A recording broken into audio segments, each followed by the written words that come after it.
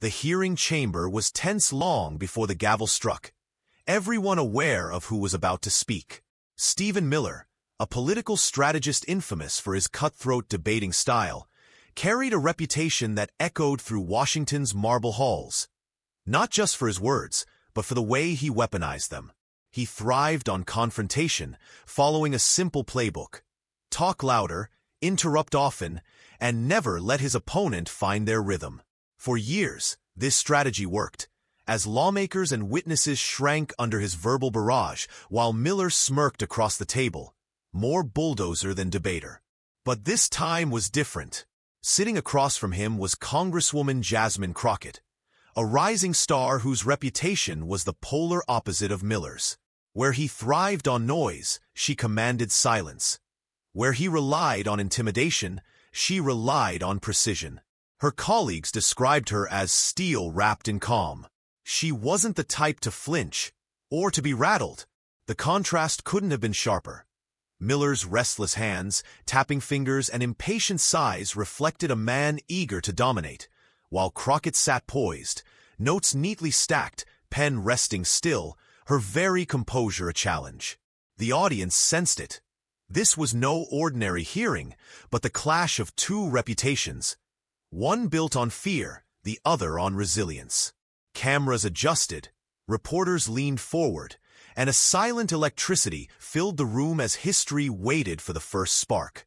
When the gavel echoed like a warning shot, and the chairman gave Miller the floor, he seized it without hesitation.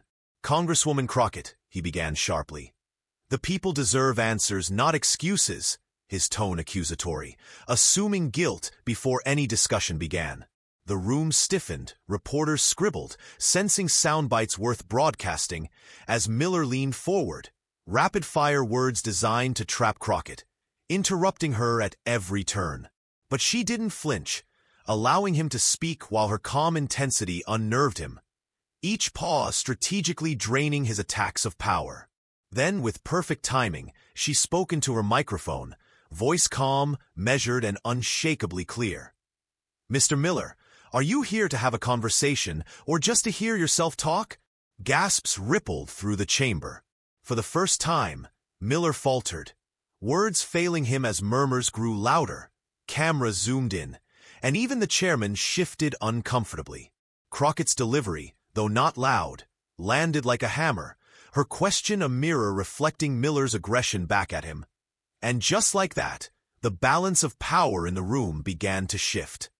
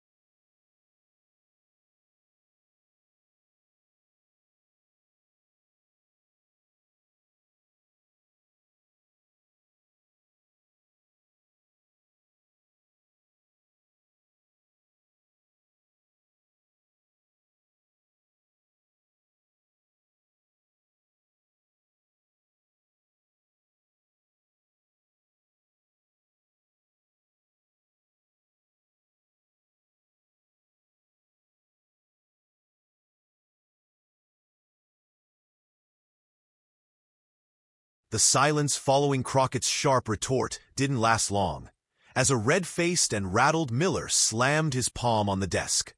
"Don't play games with me, Congresswoman," he barked, voice booming across the chamber.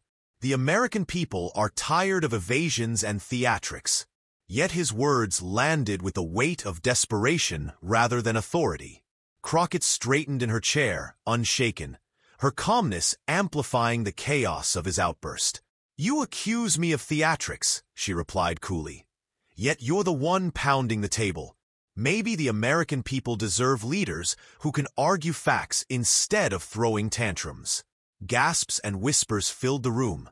Some smirked, Others exchanged uneasy glances, while cameras zoomed in on every flicker of Miller's frustration. His jaw clenched, and as he fumbled for his notes, it was clear Crockett had landed the first precise blow, cutting deeper than any shouted accusation. The tide visibly turned. The once commanding Miller now appeared on defense, while Crockett sat poised, almost regal, her quiet confidence speaking louder than his fury. Shuffling papers like a man drowning for a lifeline, Miller didn't have time to recover before Crockett leaned into her microphone, voice steady, deliberate, and razor-sharp. "You talk about the American people, Mr. Miller," she began. "But what they deserve most is the truth."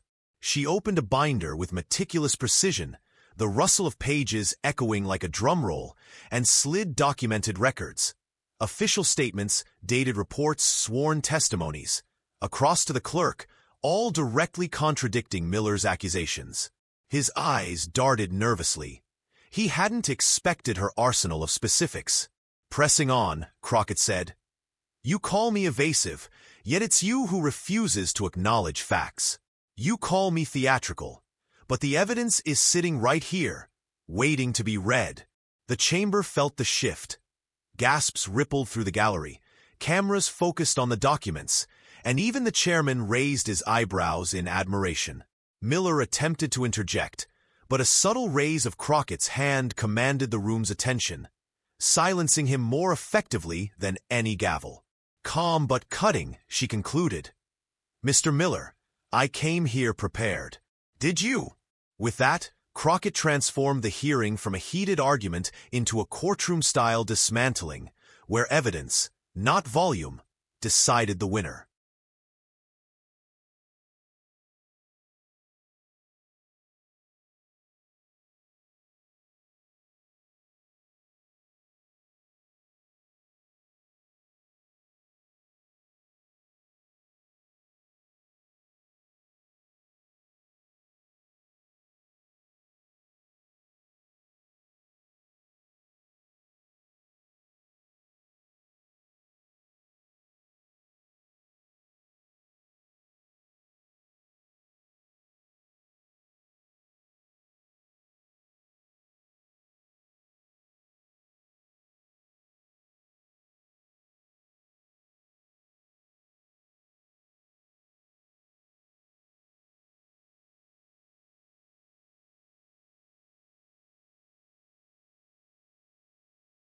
The tension in the chamber was already thick, but Crockett wasn't finished.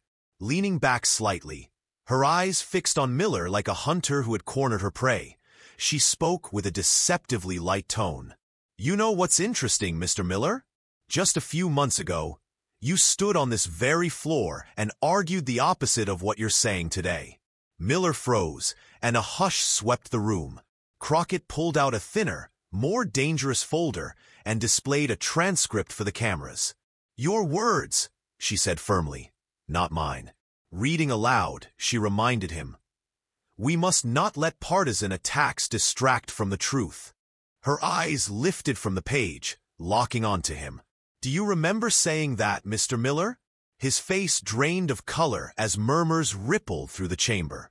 "And yet," she continued, "here you are today, using those same partisan attacks you once condemned.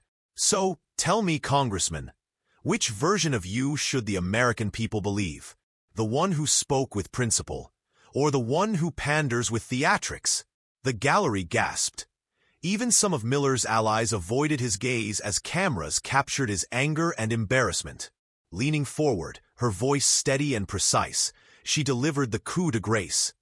"Hypocrisy may survive in headlines, but it never survives in history." The words hung heavier than any gavel strike. Miller had entered the hearing to put Crockett on trial, but with each revelation, it was clear he was the one being judged. Attempting to regain footing, he stammered, This isn't about me, Congresswoman. It's about accountability." But Crockett cut him off like a scalpel. "Accountability? Then let's have it. But accountability must start with honesty, and so far, all you've shown this chamber is selective outrage and double standards." She gestured to the stack of evidence before her. These documents don't just expose flawed arguments. They expose a pattern of manipulating facts when it suits your agenda and abandoning them when it doesn't. Miller sat frozen. His once commanding authority shrunk to silence, while Crockett's calm presence dominated the chamber. Whispers erupted through the gallery. Staffers murmured, "She's flipped it. This isn't his hearing anymore." Sitting back, her point made, Crockett concluded with unshakable poise. The American people don't need leaders who pound the table. They need leaders who stand on the truth, even when it's inconvenient. The applause was silent but palpable in the stunned faces of all watching. At that moment, the tide had completely turned. Miller no longer led the charge. Crockett had seized control, exposing him as the one under scrutiny.